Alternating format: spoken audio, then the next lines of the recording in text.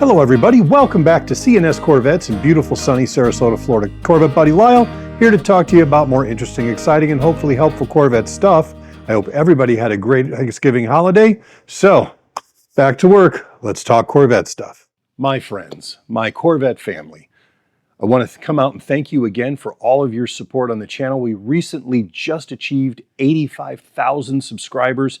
As you know, if you watch our channel, we are pushing hard to get to 100,000 subscribers by the end of 2025. And thanks to you guys, we are well on our way. But we still have a little bit more to go in the last couple of months of the year. So if you watch our channel and aren't subscribed, please do. It really helps us and it costs you nothing.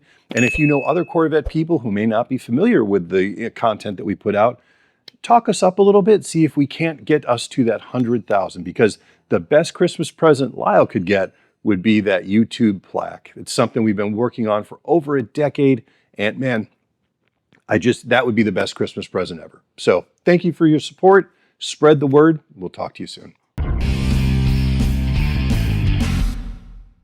Something big happened in the Corvette parts world in just the last 30 days. The largest Corvette salvage facility, Contemporary Corvette out of Bristol, Pennsylvania, has closed its doors and got rid of all of its stuff. They were the go-to, other than us, for any Corvette part you could possibly imagine that was good and used and identifiable. This is a disturbing trend in our hobby. There are fewer and fewer shops, businesses specializing in Corvette specialty salvage. You know, all those pieces that aren't reproduced, well, you need one for your car. Where do you get one? You would go to one of these shops. But in the last 2 years, not counting Contemporary, I know of at least 2 or 3 other shops that the owner retired, sold off their stuff, crushed all their stuff, and just cleared the land and sold the land. There's fewer and fewer people doing this specific salvage to help support our hobby. There's a couple reasons for that. Obviously, for some of them, it's just aging out, retiring, the kids don't want it, whatever. I get that. But there's also a business reason why people are not getting back into salvage hardcore. Salvage has become extremely expensive because unlike 30 years ago, when you'd go to the salvage auction and you'd stand there next to the car you were bidding on, and you were bidding against that guy, and maybe that guy, everything is international now. So I'm bidding on a car that is parts. It can't ever be a car again. It has been damaged enough that it can't be titled again legally in the United States. So what I'm bidding on is a selection of parts that still somewhat look like a car. People from outside our country are bidding on an actual car because they can clean up the title. When they throw that American title away once it gets over to Uzbekistan or wherever it's going, and now they can, using chicken wire and duct tape, make that a car again.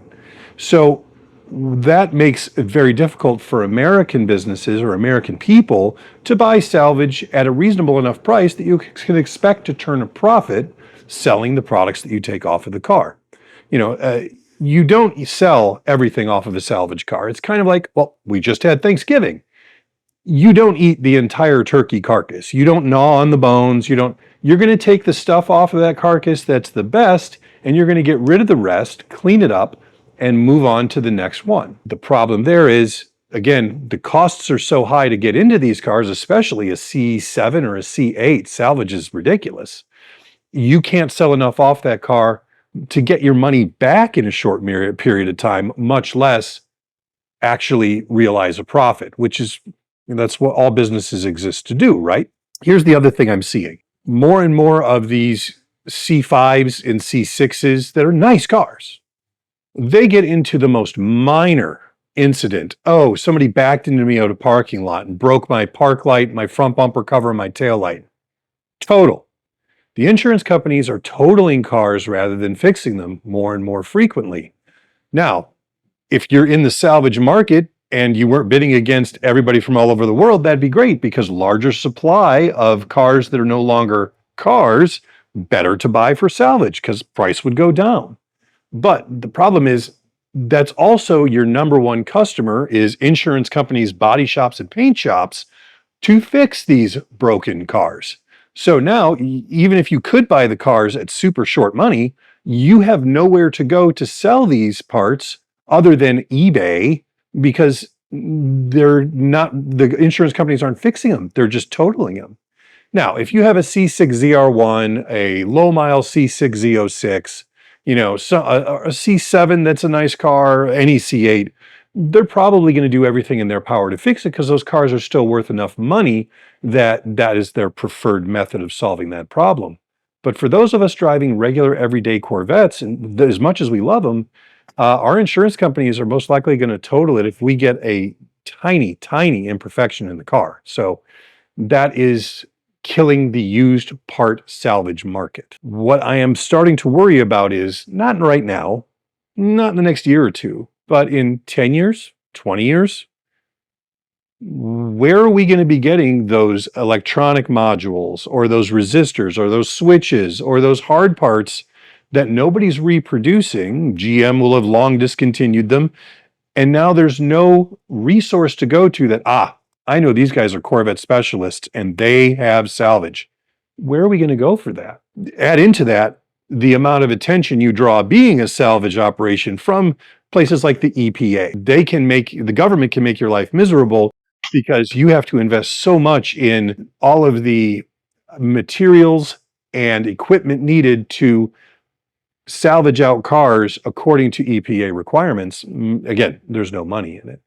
So this is an open-ended question to you guys. What are we going to do? I mean, we still do a little salvage here, but we are far busier now with working in the shop repairing cars mechanically and dealing with our new parts inventory. I like the idea of salvage, and God knows with contemporary leaving, there's a huge hole that's opened up in the market, but I can't and it would take $500,000 to buy enough inventory, tool up to be EPA approved and all that other stuff.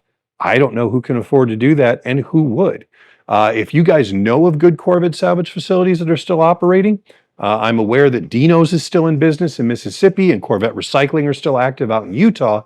But if you know of other good sources, let me know so I can share them with other viewers who are looking for parts. Tell me your thoughts in the comments below.